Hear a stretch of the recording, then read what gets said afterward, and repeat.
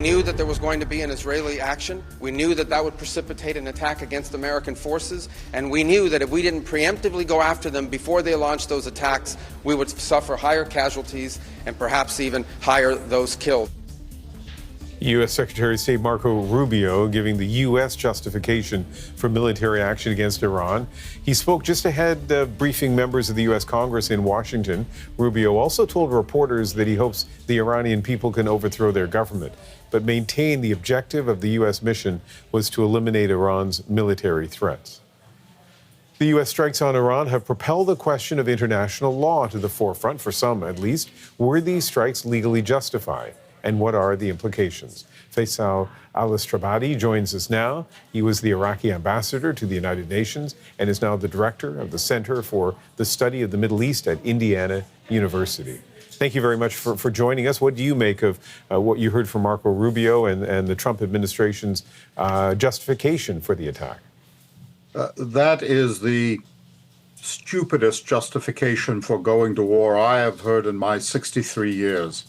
I can't believe that the Secretary of State of the United States said that the United States went to war because it couldn't prevent its closest ally in the region from attacking Iran, an ally which depends on its military hardware and on its economic well-being, and to a large extent on the United States.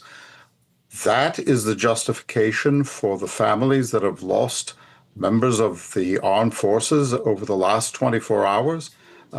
It is mind-blowing to me as a United States citizen. Let's talk about the legality, and there are multiple ways to look at this. There's international law, there is sort of the internal legal framework for the United States. You can start in either place, but how would you describe the legality or lack thereof of what the United States has done? Well, from an international perspective, there are two, in the post-World War II era, that is to say, under the UN Charter and customary international law, there are only two legal uses of force. One is in self-defense, and the other is when the Security Council has authorized the use of force. Neither one of those two justifications for the use of force apply. Every other use of force, including the current use of force in Iran, is illegal. The law is really not very complicated. Under domestic U.S. law, under the Constitution of the United States, I would argue, although I'm not an expert on the U.S. Constitution, but it would seem to me as a lawyer that in the absence of an emergency requiring an immediate response by the president, under the terms of the U.S. Constitution, the president should have gone to Congress for an authorization for the use of force in this case, which would mean he would have to explain and justify the use of force, at least to Congress, if not to the American people. Let's focus on international law for a second. And you've said, and you're not the only person, that this seems to be a clear breach of international law on the part of the United States. You didn't use those words exactly, but I'm paraphrasing your analysis of what happened. So you have unilateral American action in Venezuela.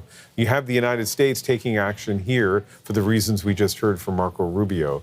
And so if it is in fact a breach of some basic principles of international law, does it matter? It does, because the principle that I articulated a moment ago, and your paraphrase was quite accurate. You got me exactly.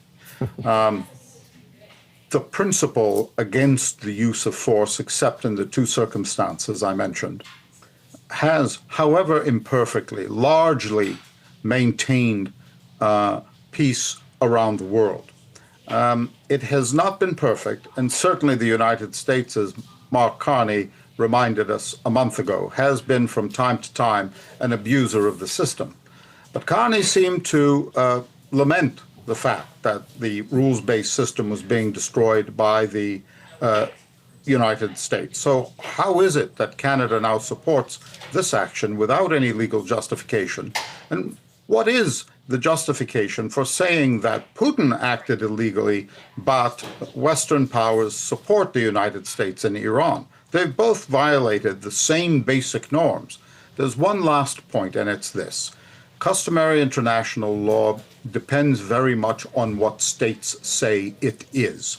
So when states start to accept what is currently a lawless use of force, it is actually the norm itself that is degraded. And that is my fear. So that's a really interesting analysis from the international law perspective. Let me ask you something about just, what's happening in the Middle East right now, and in particular, Hezbollah striking Israel from Lebanon, Israel striking back. How concerning is that to you in terms of expanding this conflict? Well, that, of course, has always been the fear that this could get out of hand. I have no doubt that in the end, the United States and Israel will prevail, however that's defined and whatever their objectives are. And I don't know what their objectives are in Iran. But in the meantime, there's going to be a lot of chaos. And that's something the region doesn't need. I am concerned about what comes next in Iran. I don't think the U.S. administration has given that 2 hours worth of thought. I don't think they care. As far as Netanyahu is concerned, I think he would be delighted to have instability, chaos, and even a failed state in Iran.